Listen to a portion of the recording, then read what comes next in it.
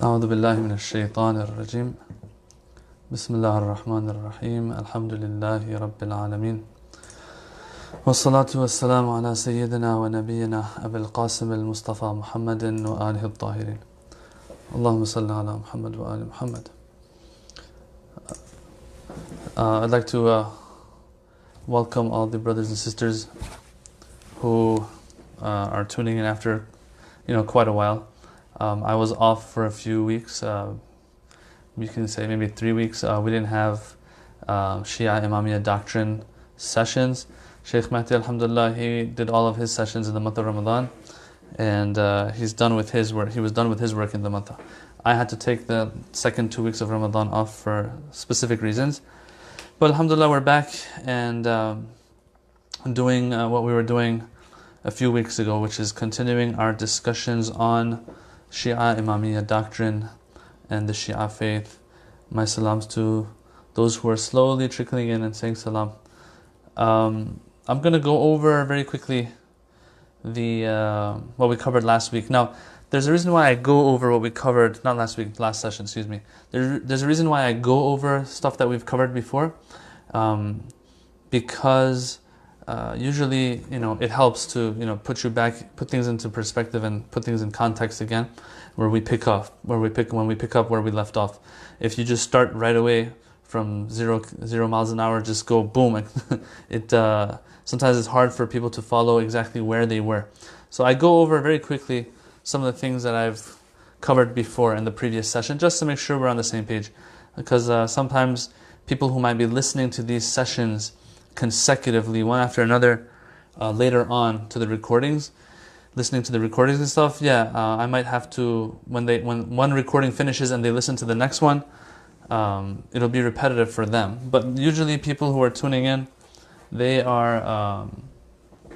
might have probably forgotten what we covered in previous sessions, and so that's why I go over what we've done very quickly. I'll try.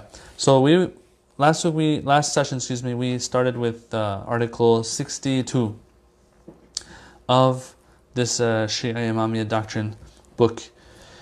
Where we got was, it started with the infallibility of the prophets. And Ayatollah Subhani spoke about how there's different levels of infallibility. You have infallibility when it comes to receiving revelation, registering it, keep protecting it, and then transmitting it to the people. So that's one form of isma, or one level and grade of isma. Another level of isma, infallibility, is infallibility when it comes to sins and disobedience of God. That's also something that has to be discussed. So prophets, they will have infallibility when it comes to receiving revelation. 2, when it comes to obeying God. And 3, when it comes to making mistakes in everyday life. These are 3 levels of infallibility that are discussed in Shia theology and Islamic theology, let's say. It's not something that's peculiar to the Shia school necessarily.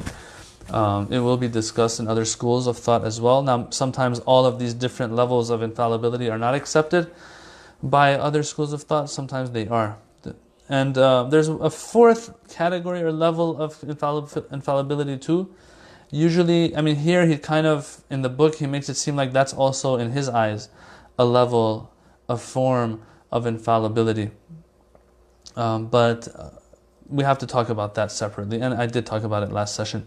So these 3 levels, he goes into each of them. Article 63 speaks about, the first one, which is infallibility when it comes to receiving revelation. He says, look, this is unanimously accepted.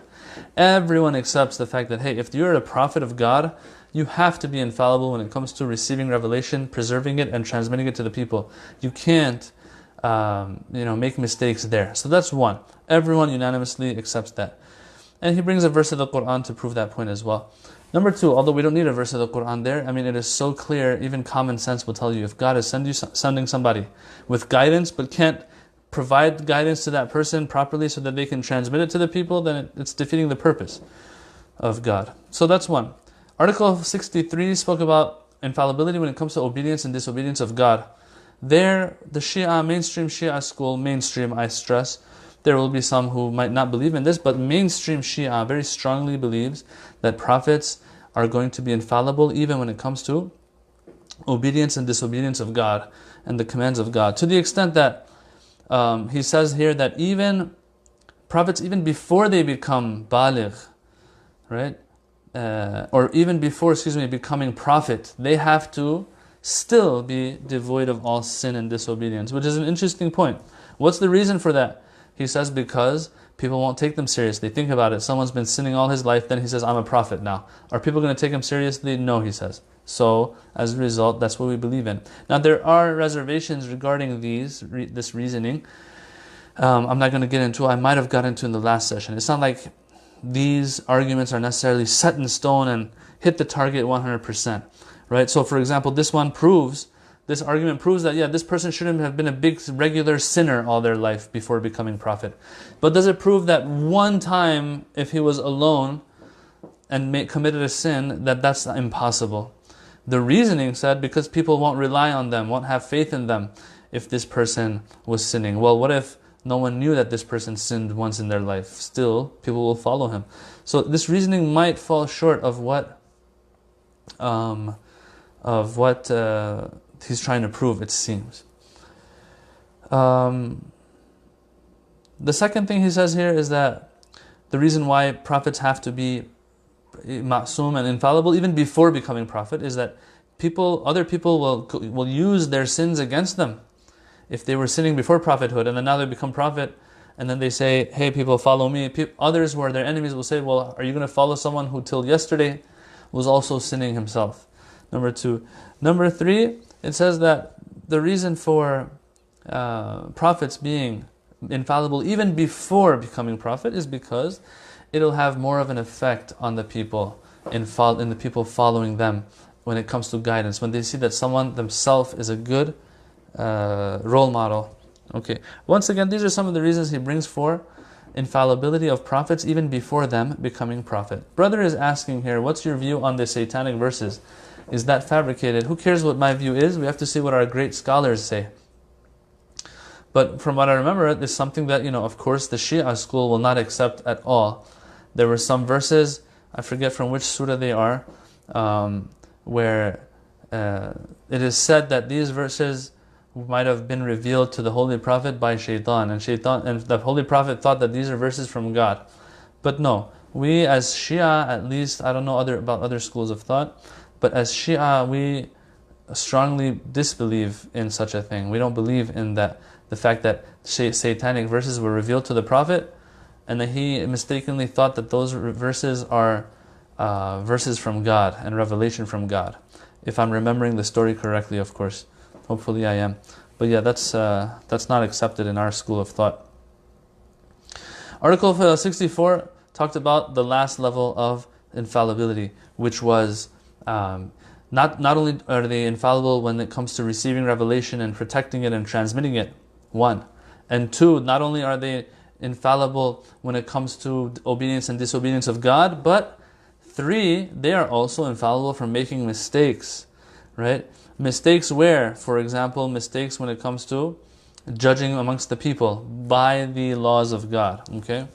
Now someone might say Prophet Dawood made a mistake, and so on and so forth. This is something we'll talk about later, okay? In general, not specifically about Prophet Dawood, but later on we'll talk a little bit about this idea of, but what about verses in the Quran that imply that prophets might have sinned, or not sinned, made mistakes. The list he lists here, one is like judging amongst people when it comes to cases of dispute, judging disputes. Number 2, specification of the boundaries of religious rulings. For example, ascertaining whether a given liquid is alcoholic or not. Let's say there's a cup of a liquid in front of the imam, and the imam drinks it not knowing that there was alcohol in it. No, or a prophet, No, that's not the case. He says, and mainstream Shia today believes that they won't make mistakes like that. If there's something like that in there, they won't accidentally drink it, for example. The domain of social principles, for example, specifying what contributes to public welfare and what corrupts it. Yeah, like let's say the prophet they come to a prophet and ask him about how to plant their date palms. Will the prophet know how to do that or not, or will he give them wrong guidance regarding that because he doesn't know how you're supposed to take care of your date palms? No, He won't make mistakes like that. That's what he's saying here. And other matters as well. So that's the third degree or third level of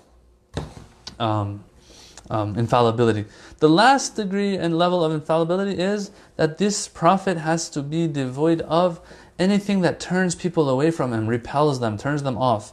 That's also something we talked about last time. This might not be widely accepted, but it makes sense to be accepted. If your reasoning for infallibility, one of the main points of it, is that so that if you're not infallible, people won't follow you to the T, then if you are in a way that, for example, you're always giving off a foul smell, will people be, inclined to come sit with you and ask you their questions and learn the faith and teachings of God from you? No, they won't. They'll be turned off by you. Let's say someone is so ugly. Can they be prophet? According to this reasoning, God can't do that because people won't be willing to go and sit down with that person, spend time with that person, and learn from that person. This is a fourth level of infallibility. He makes it sound like it is because that's how he starts off Article 65. He starts off by saying, one of the aspects of infallibility of the messengers is that there can be no element within their being that might serve as a source of repulsion for people. So he takes it as one of those levels of infallibility.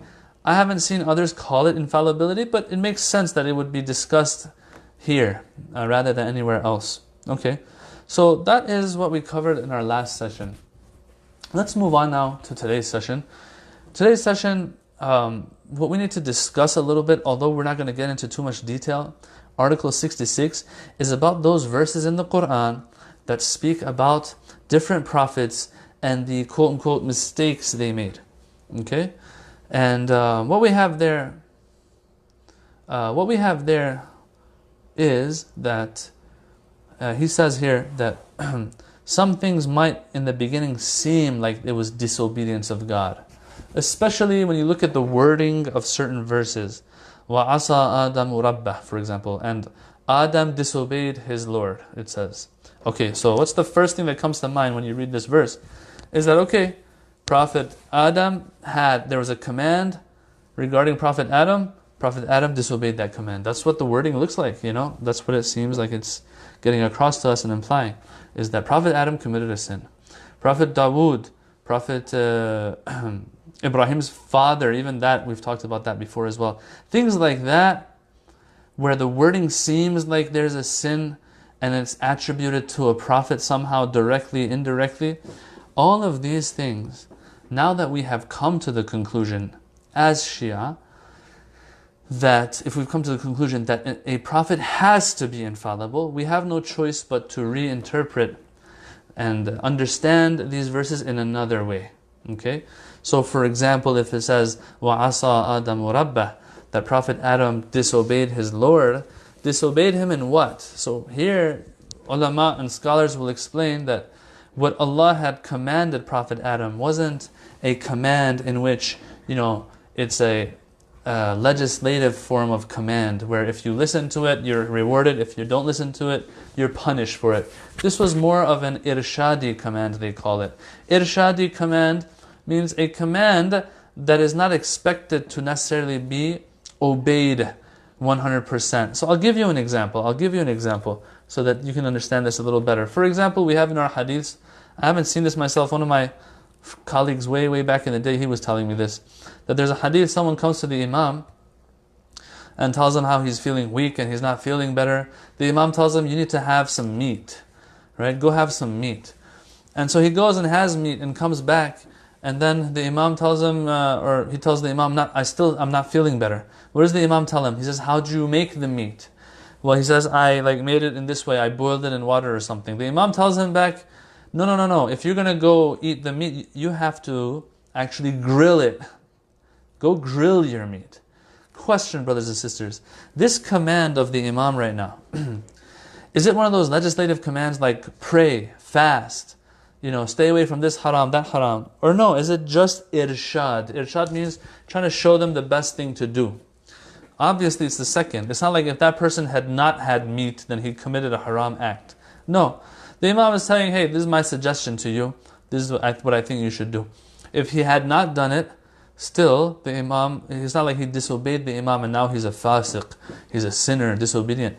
Prophet Adam, Allah subhanahu wa ta'ala said, hey, if you eat from this fruit, فَتَكُونَ مِنَ الظَّالِمِينَ, you're going to hurt yourselves. It's to your own benefit. Why? Because if you have this fruit, for example, the implications of that will be that you will have to leave this place. And you don't want that. You're better off staying here. It wasn't one of those, this is what these scholars, they say it wasn't one of those commands that is necessarily has to be obeyed. I mean, this is even before, according to some, this is before he even came to to Earth itself. So before even coming here, there is no taklif to begin with. There is no duty to begin with. So for us to say that the commands there are binding. So they said this is how they'll explain Prophet Adam. Prophet Adam.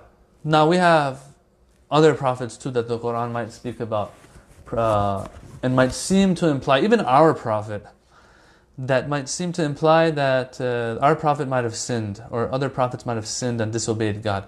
Each of these, just like the Prophet Adam example that I gave you, each of these different stories and cases of prophets will have its own dedicated explanation. Each case is different. For example, with our Holy Prophet, لِيَغْفِرَ اللَّهُ مَا تَقَدَّمَ مِنْ ذَنْبِكَ وَمَا تَأَخَّرَ. The Quran says, so that Allah may forgive the sins of yours, the ones that came before and the ones that are going to come later. Okay, sin here is referred to with the term dhanb. So dhanb usually is used for sinning, usually is used for disobedience, right? But in some cases it won't mean that. Dhanb comes from dhanab, if I'm not mistaken, which means tail, something that follows you, pursues you, might even haunt you. And so this story has to do with the conquest of Mecca, and where this verse was revealed then from in Surah Fath, I think. Yeah, إِنَّا فَتَحْنَا لَكَ فَتْحًا مُبِينًا لِيَغْفِرَ اللَّهُ مَا تَقَدَّمَ مِنْ ذَنْبِكَ وَمَا تَأَخَّرَ. So it's talking about that specific story where the Holy Prophet is conquering Mecca, and Allah says, through this, all the stuff that people had against you before and after are going to be wiped out. Something along those lines. I don't want to get into details once again. There are books that have been written on that let's say exonerate, although that's not a good word to use here, that exonerate these prophets of alleged sins, or implied sins, something like that. There are books that are written on these. There's a book that's written by Allama Sayyid Ja'far Murtada al-Amili by the name of Bara'atu Adam. He has a book on the innocence, let's call it, of Prophet Adam. There are books on these topics. So you can't expect to cover each and every individual case separately. We can't have that. That's not going to happen in these concise sessions. And that's why what he says, Ayatollah Subhani, in the end of this article, number 66, he says, a detailed explanation of each of these verses is beyond the scope of the present book. Those who wish to investigate the matter further can consult the books referred to below. So then he gives a list of these books. Of course, they're in Arabic, most of them. Let me bring up this footnote real quick, or endnote.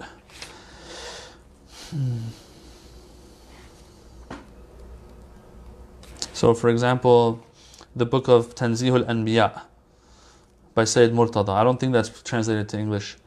Fakhruddin al-Razi, Ismatul Anbiya, another book. Mafahim al-Quran of Ayatollah Subhani, under the section of Isma. All of these different books, and other books, as I said, have been written to prove the innocence of the prophets when it came to obedience or disobedience of God. It's very, very important. Someone might say, okay, so what if they disobeyed God? If you believe they disobeyed God when it was wajib and necessary for them to obey God, but they just didn't, then that's going to hurt your theology. So you have to have answers for that. It's much more significant than it may seem to some. Okay, let's take some questions here. Can normal people become infallible? Is that even possible? Well, we believe that our prophets and the imams, our imams, they were all normal people, normal human beings. Allah favored them over others. Now we'll get to that part too. I'll talk about that later as well, about how God chooses these individuals. We need to talk about that a little bit. But yeah, they were normal people like you and I. Of course, if you want to go a little deeper in the Shia school of thought, you will find hadiths that mention how these were chosen individuals even before they were created. Their light existed and their nur was there. So you will have to reconcile what I said with that as well. But at the end of the day, they were normal human beings. But yeah, if your question is, can a normal Muhammad or Joe or Bob or somebody become prophet? No, it's not like that. There are a lot of conditions for a person becoming infallible, But if what you mean by your question is, can normal people be infallible in the sense of, can a non-prophet individual be infallible and not disobey God? The answer we'll get to in a little bit, okay? So just hang in there. Another question is mustahab comparable to, I think you mean irshadi commands. Can we call irshadi commands as mustahab? No.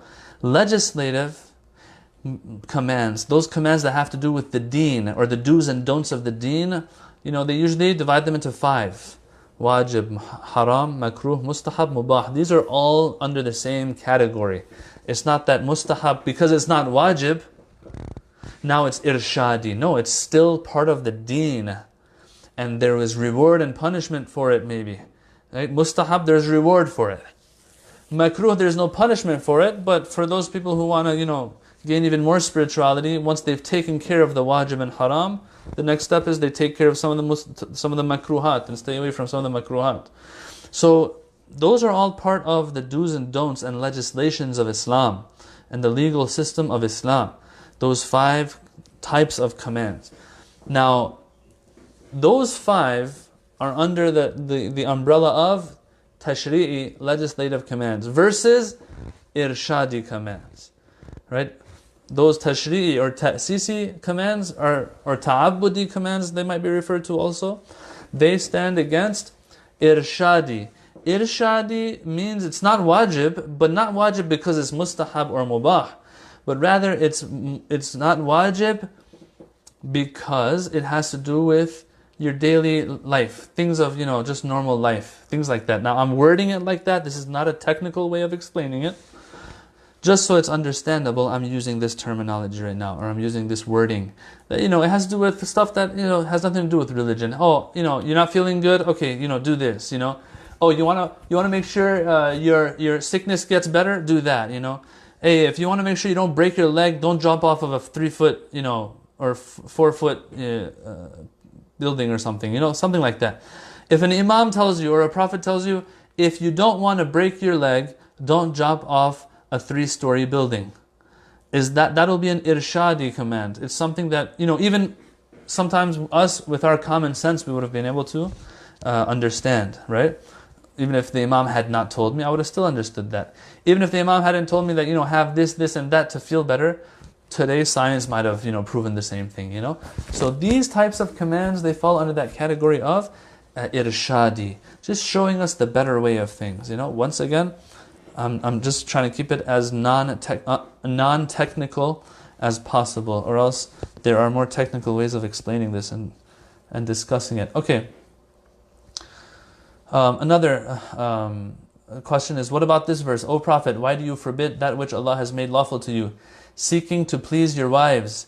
And Allah is oft forgiving, most gracious. This verse seems to rectify the Holy Prophet. The Holy Prophet made a mistake here, and it seems like Allah is correcting him. What's your view on this? Man, this is a long topic, It's just like the other verses that talk about how the Prophet should not follow the mushrikeen. Like there's verses that, kind of are scolding the Prophet even as if, that do not follow them. If you follow the mushrikeen, we'll do this to you, we'll do that to you. It's not like the Prophet was necessarily going to do that. Right? There was a reason why God was addressing the Prophet in that situation in that way. As I said, each of these cases has its own explanation. What you're asking about, Brother Shuja, they say that the Holy Prophet, in order to keep, his wives happy, it's hard to keep everybody happy. This is one thing that everyone knows, and especially as an alim, you learn more and more the more you deal with people. It is almost impossible, if not impossible, and sometimes it's not even a good thing to keep everyone happy. So, the Holy Prophet was trying to, he's at least keep his, wives happy, and they just kept telling him, we don't want you to do this, we don't want you to do that. And so he would stop doing those things that he felt would make them upset. But it was getting out of hand. It was not very reasonable. And so the Quran says, "Oh Prophet, why are you depriving yourself of so much just to keep them happy? No, don't do that, So it's not like it was a mistake. It's just reminding the Prophet that, don't be too nice, maybe. Something like that. As I said, each of these verses will have its explanation. I'm just explaining off the top of my head. There might be more details that I've skipped, okay? But I hope I got the point across, that if you have a principle in theology, right, that principle will dictate how you understand certain verses. It's inevitable, okay? So for example, if the Quran says that Allah has a hand, and His hand is on top of everyone else's hand, or if a verse says that He's sitting on His throne, Allah is sitting on His throne, that what is meant by that, it must be something metaphorical. Why? Because our theology tells us, theological principles tell us that God just cannot have a physical hand. God is not physical, so He can't sit in a throne. That's an erroneous statement, right? So theology, your theology, and that's why theology is so important, and your belief system is so important, because it will, whether you like it or not, dictate how you understand a certain verse, or even how you understand a certain hadith, right? These are all, intertwined. That's why each of these stories that you're asking about will have its explanation, its dedicated explanation. The general answer is that no, it doesn't go against His infallibility because it wasn't a sin, or it wasn't a mistake. Sometimes God will scold His Prophet even, so that the people around the Prophet hear that scolding and they get scolded for what they've done. It wasn't even something the Prophet did. God speaks to His Prophet like that because if He speaks to the people like that, sometimes they just might let go of the entire religion and just go, right? And so, as I said, I keep repeating this, every case will be different. Okay, hopefully that answers your question to an extent. Let's move on to Article 67. This infallibility, the fact that a person will not disobey God, a prophet will not disobey God, it originates from two things. So let's read a little bit. It says the sources and foundations of isma, infallibility, can be summarized in the two following principles. That's where they come from. Infallibility comes from these two. The messengers and certain saints, it says here, certain awliya, the Farsi says. The reason why they're infallible is because they possess such a profound degree of ma'rifah and cognition and understanding. Here it says, and gnosis. And such a subtle mode of awareness of God that they would not exchange their contentment with God for anything else. They are not willing to exchange their God's satisfaction with anything. Why? Because they know what God is all about. When you fall in love with somebody, when you fall in love with someone because you know them so well, and you know that they're perfect, then what matters to you is for them to be happy, versus others being happy or not. If you have to choose between the satisfaction of your beloved and the satisfaction of some loser out there, you're going to pick your beloved over anyone else. Here, their cognition of God, he's saying, their cognition and understanding and ma'rifah of God is so high that all that matters to them is the satisfaction of God. So why would they put their own desires or others' desires over God's satisfaction? And that equals infallibility, he says. That is one of the sources of infallibility. One of the main supports for a person who has infallibility. Okay, in other words, their perception of the divine, of His bounty and majesty, is such that they cannot see anything apart from His reality. And they can entertain no thought apart from that of seeking the satisfaction of God. This station of gnosis is referred to in the following saying of Imam Ali, that he says, in I think Nahj al-Balagha, I have seen no thing without seeing God before it, after it, and along with it. Wow. So this shows that everything for Imam Ali is God. Why? Because he has such a high ma'rifah of God. So you tell me, is he going to ever go against God's satisfaction? Of course not. No matter what else what else's or whoever else's satisfaction he is able to attain. Okay, so that's one of the origins of infallibility. What's another origin? What's another source? Or what does infallibility stem from? What else does infallibility stem from? He says, number 2, the perfect awareness on the part of the messengers of the beatific or good, whatever you want to call it, the good and great consequences of obedience and the terrible retribution that follows disobedience. Such an awareness gives rise to their immunity from disobedience to God. Immunity here meaning them staying away from it no matter what. Okay, so let's talk about this a little bit. These people, what they have is, it's as if they're seeing, I'm not going to say they have or haven't, we don't want to get into that, but it's as if they're seeing the punishment that comes for a person who disobeys God. Okay, that's why they don't want to get close to it. Who in their right mind would want to put their finger or hand over some fire? Of course, no one's going to do that. Whoever knows what fire is won't do that. So these imams, these prophets, same thing with them. They know what it entails. Disobedience of God, it can entail eternal damnation if you continue on that path. So they don't even get close to it. Okay. He says, of course, infallibility. Okay, so now here he gets into something else, which is also important.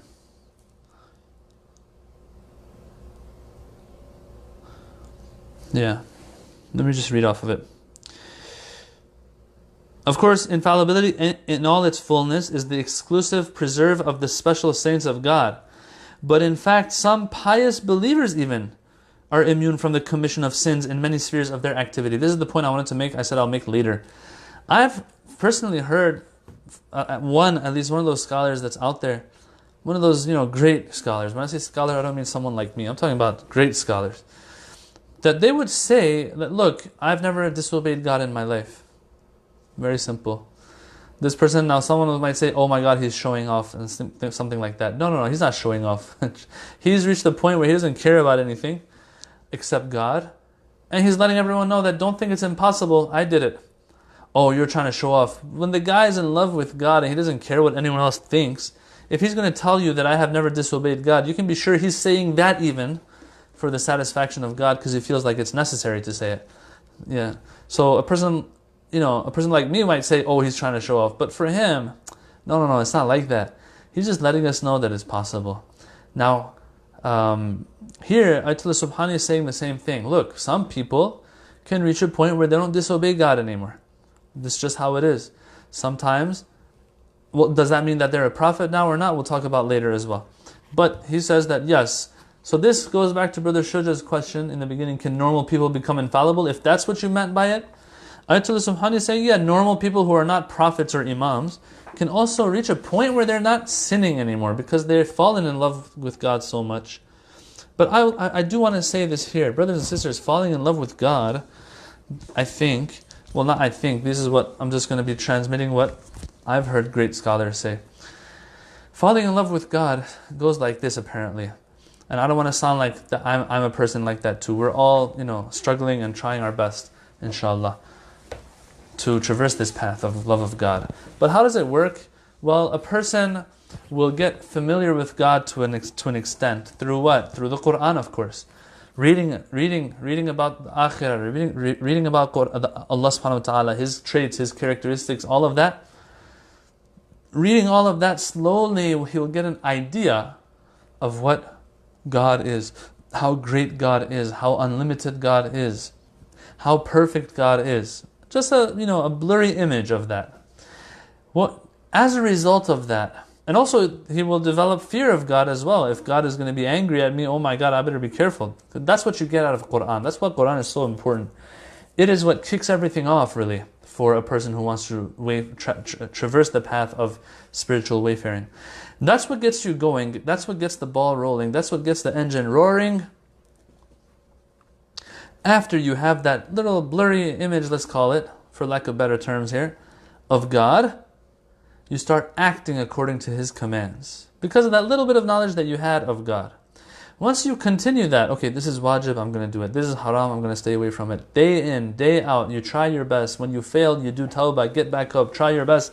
If you continue that for a while, these ulama, they say slowly God Himself will give you a little bit more understanding of Him. So you can fall in love even more than just that blurry image that you had of Him. The more you gain cognition of Him, the more love you'll have of Him. The more love you have of Him, the more action you will have. And it just goes on like that. Until you stop acting, until you put aside righteous deeds, okay, then it'll stop. Righteous deeds meaning the wajibat. Righteous deeds meaning refraining from the harams out there. Those are the most important righteous deeds. Then after that, yeah, maybe some mustahabbat, some makruhat, but it's super important to understand the hierarchy.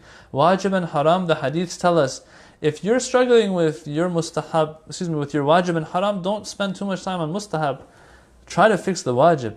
So anyway, that's what the equation looks like. It starts with a blurry image through the Quran, through the example of the prophets and reading up on them, and then slowly acting upon that little bit of knowledge that you have. The hadith says, whoever acts upon what they know, God will give them knowledge of what they don't know. And slowly, slowly, more love comes. As more love comes, more action comes, and so on and so forth. Okay.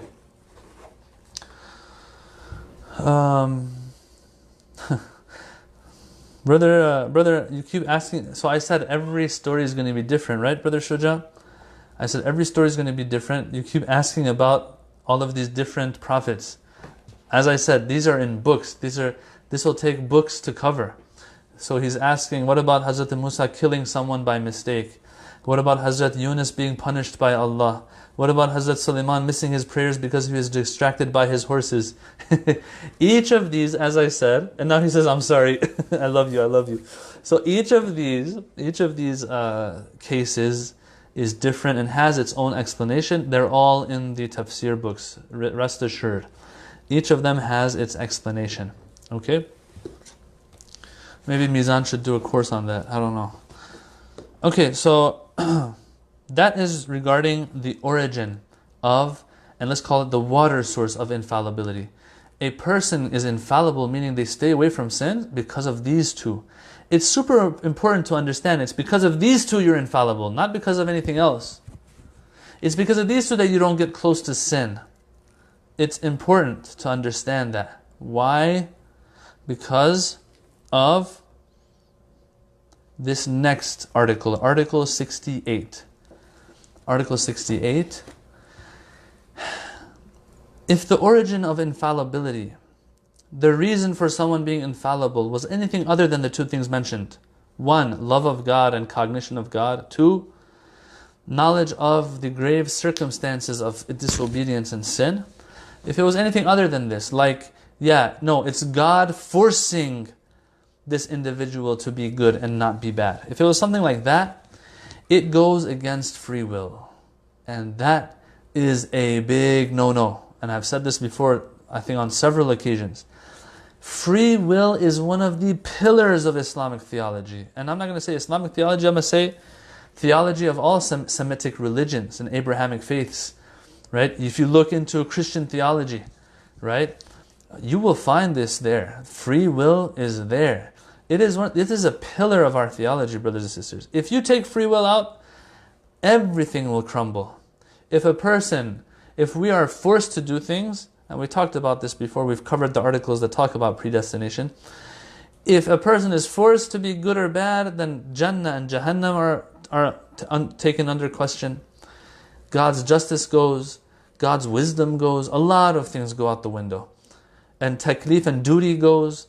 As a result, commands of God go, everything goes out the window. So as a result, when we say infallibility stems from these two, it's because if it stems from anything else, it might go against free will. And that is the last thing that you want. Going against free will is like putting a bullet in the head of Islamic theology and Abrahamic faith theology.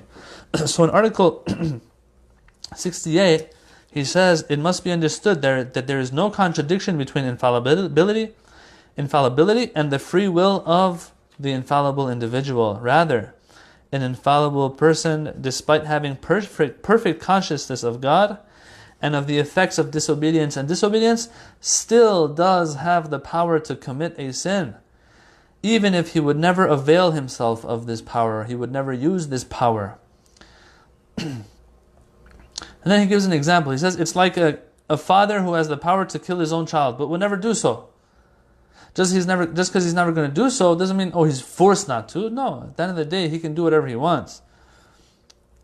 So this point, he drives home that infallibility and free will are not antithetical to each other, and rather they make perfect sense together. Okay, now someone might ask that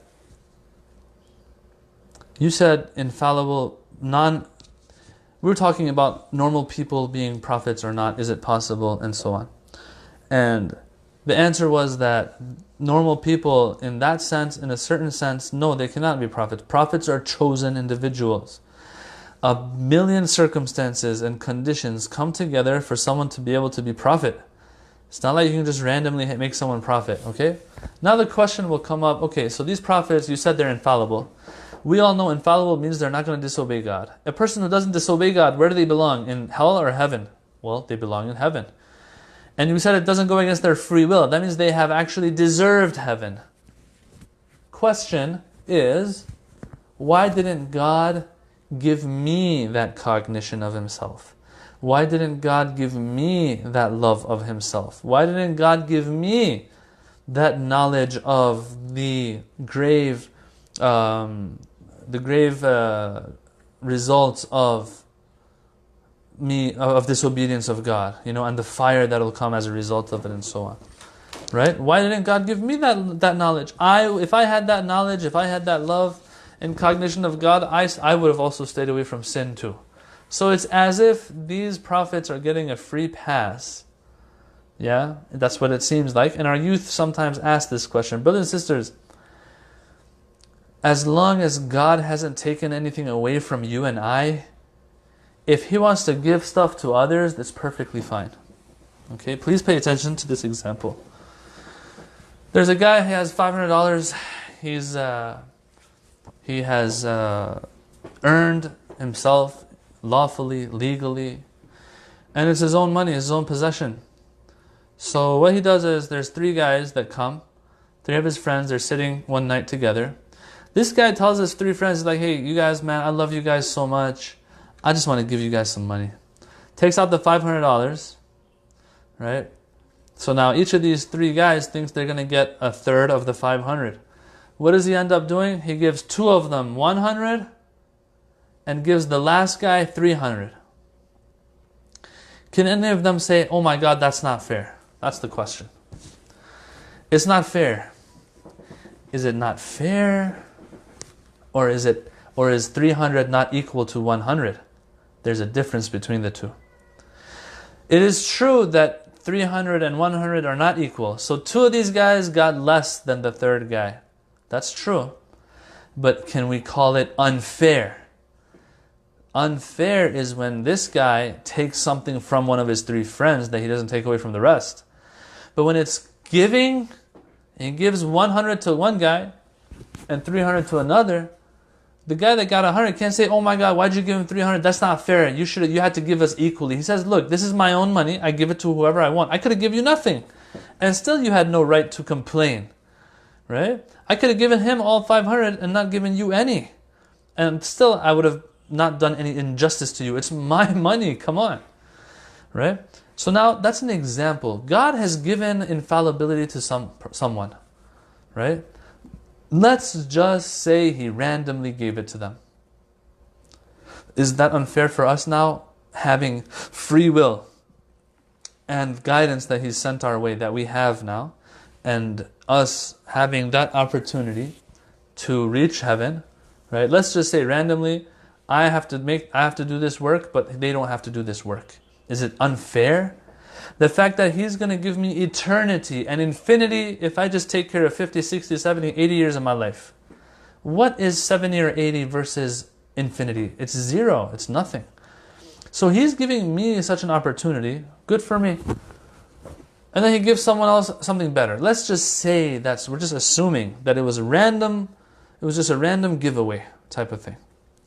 But with Allah subhanahu wa ta'ala, there must be a reason that He gave to this one and gave less to that one. Made this one infallible, didn't make that one infallible. There must be something going on here. And that's what I want to say.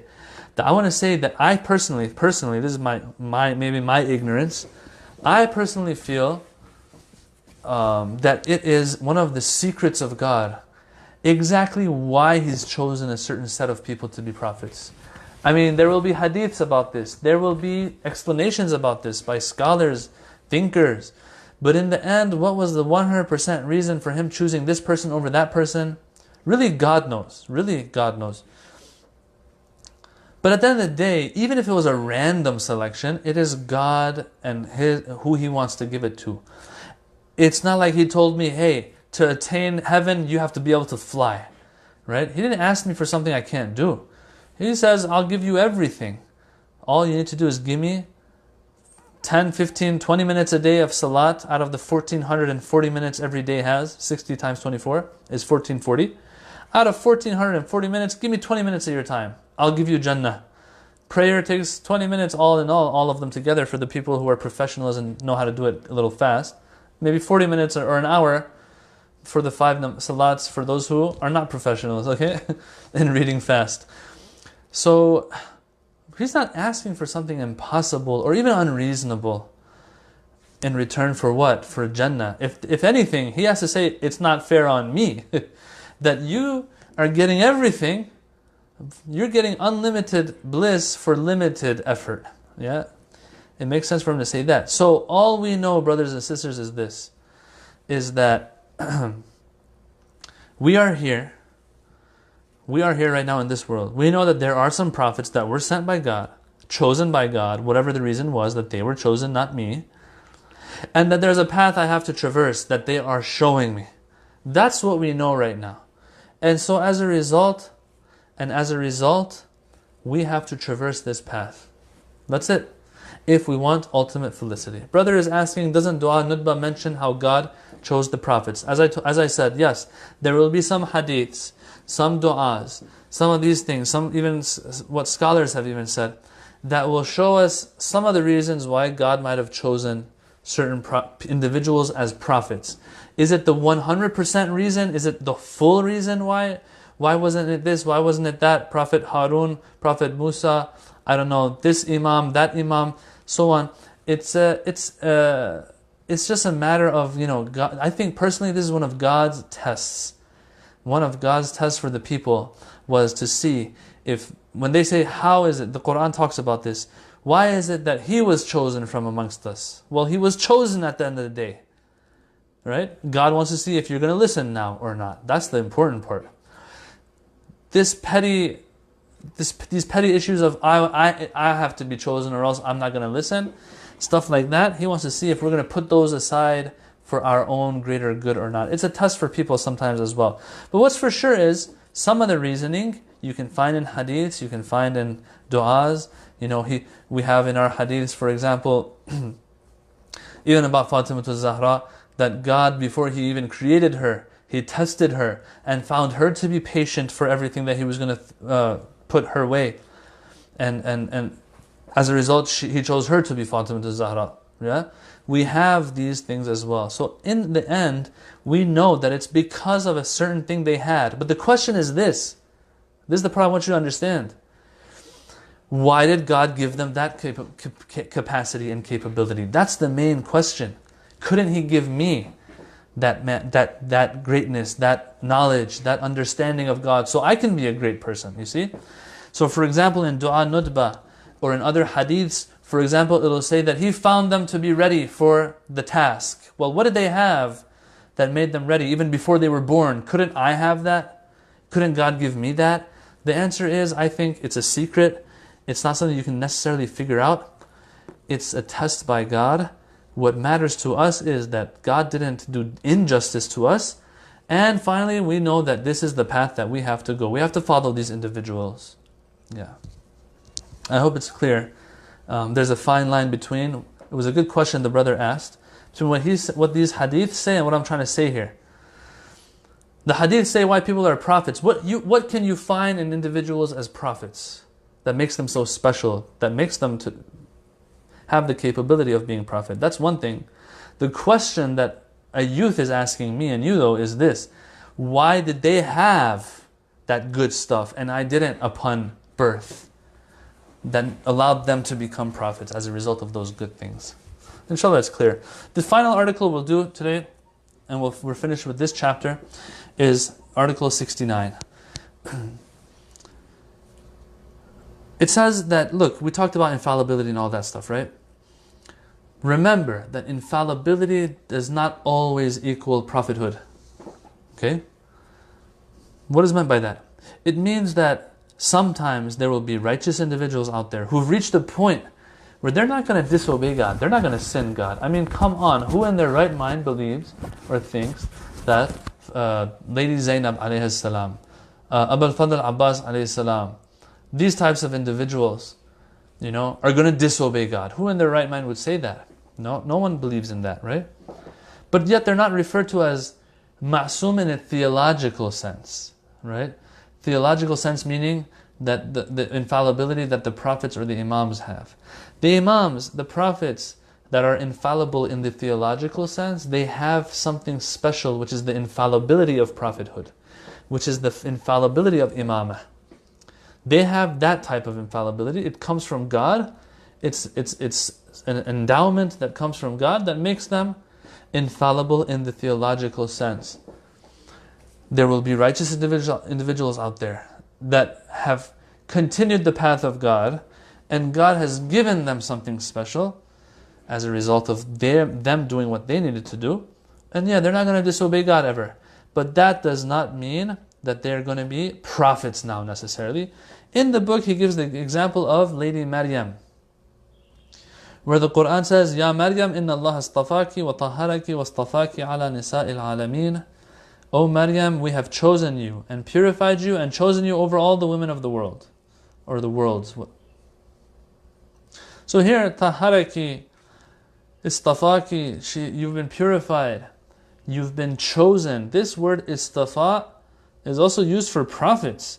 Inna Allah istafa Adam wa Nuhan wa al Ibrahim wa al Imran ala al-alameen.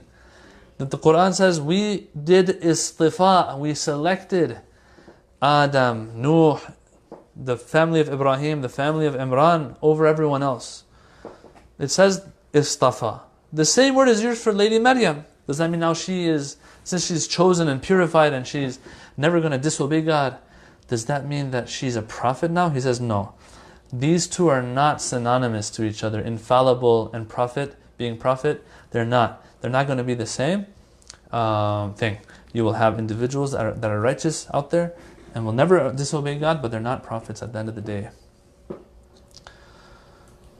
So, brother asks, Assalamu alaikum, is it possible the prophets showed through effort that they are capable of being prophets while others did not? See, this is where I say, this is one of those secrets of God. That's a good point you're pointing out. Some people say, before coming to this dunya, there was another life we had, and they proved themselves in that life.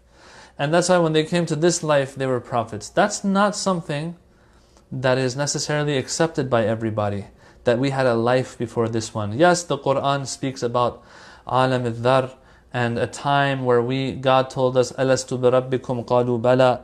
But some scholars, or maybe even lots of commentators of the Quran, they kind of argue that this might be metaphorical of something else. That God is telling us, look, when you were born, I brought you to this world with the understanding that there is a God. I put it in your nature, I put it in your creation, I put it in your fitrah, they call it. Yeah? Some say that it's symbolizing that. Okay? Or else it's just figurative speech. It's not to be taken literally that we had another life.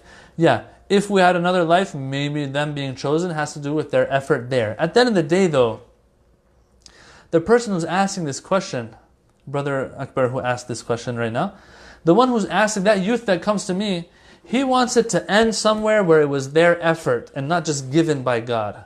I personally think that's not going to be something that you can prove necessarily. That it was always because of their effort.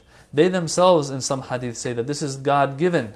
So that's where the question begs to be answered. If it's God-given, why was it not given to me?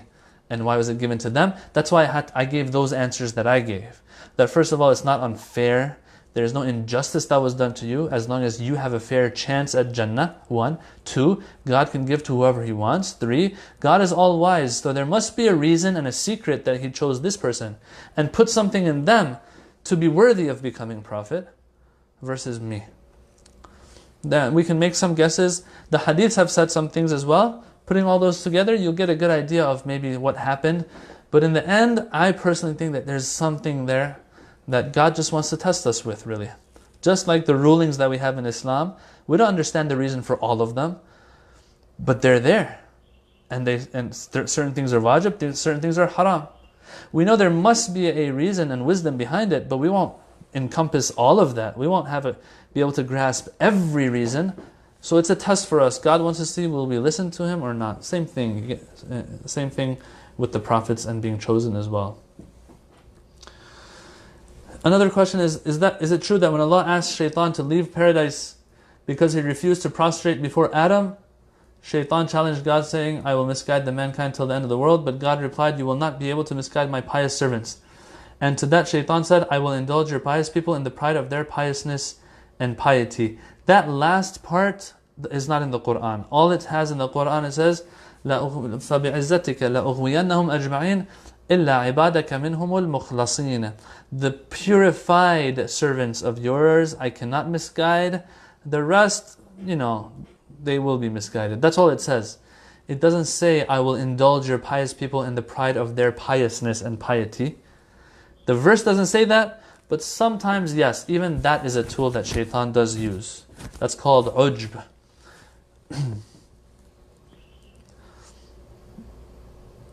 Yeah, so brother asks, but aren't there a hadith about this? I remember reading a hadith about the Prophet stating that the reason he was chosen over all prophets is that he was the first one to say Bala. Exactly. So once again, those scholars who say that realm and the speech, that what is talking about that realm that we were in before this one, the ones who say those verses are metaphorical will also say that what the Prophet said here, I was the first one to say Bala, is also being metaphorical. What the Prophet means is that I am the best one, I am the one to best live up to the fact that God is the Lord.